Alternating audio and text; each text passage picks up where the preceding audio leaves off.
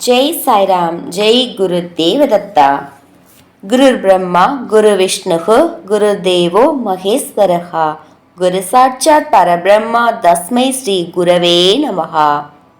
தியான மூலம் க்ரூர் மூர்த்தி, பூஜா மூலம் க்ரூர் பதம், மந்திர மூலம் க்ரூர் வாக்கியம், மோக்ஷ மூலம் க்ரூர் கிருபா.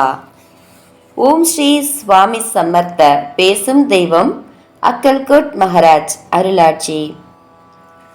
அத்தியாயம் 14. சுவாமிகளின் உறக்கம். ஒரு சமயம் சுவாமிகள் கணபதி ராவ் என்ற பக்தரின் இல்லத்திற்கு மாலை வேளையில் சென்றார். அவருடன் அவருடைய ஆத்ம பக்தரான சோலப்பாவும் கோவிந்த்ராவ் டோலும் சென்றனர்.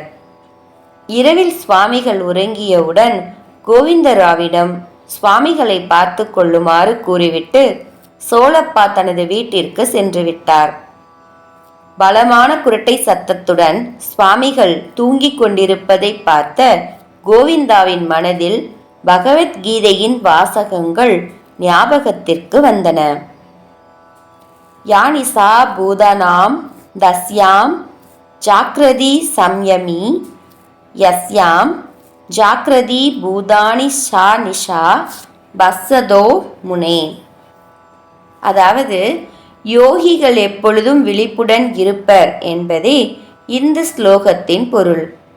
சமர்த்தர் யோகி என்றால் இப்படி சாதாரண மனிதர்களைப் போல குரட்டை விட்டு தூங்குவாரா என்ற சந்தேகம் அவரை ஆட்டி படைத்து கொண்டிருந்த அதே வேளையில் ஸ்ரீகள், என்ன தூங்குகிறேனா? இல்லை இல்லை என்று கூறிவிட்டு மீண்டும் குரட்டை விடலானார். இந்த அதிசயத்தை கண்ணுற்ற கோவிந்தராவுக்கு சுவாமிகள் மீது எழுந்த சந்தேகம் அறவே நீங்கியது. ஸ்ரீகள் தூங்குவது போல பாசாங்கு செய்வது புரிந்தது. பக்தவச்சலனான ஸ்ரீ சுவாமிகளுக்கு தனது எண்ணற்ற பக்தர்களை காக்கும் பொறுப்பு இருப்பதாலும் அவர் பசி, பிணி, தூக்கம், இன்பம், துன்பம் அனைத்தையும் கடந்தவர் என்பதாலும் அன்றும் இன்றும் நம்மை அண்டியவருக்கு தாய் போல கருணை மழையை பொழிந்து கொண்டே இருக்கிறார். குருக்கடாட்சம் பரிபூரணம். ஜெய் சாய்ராம். ஜெய் குரு தேவதத்தா.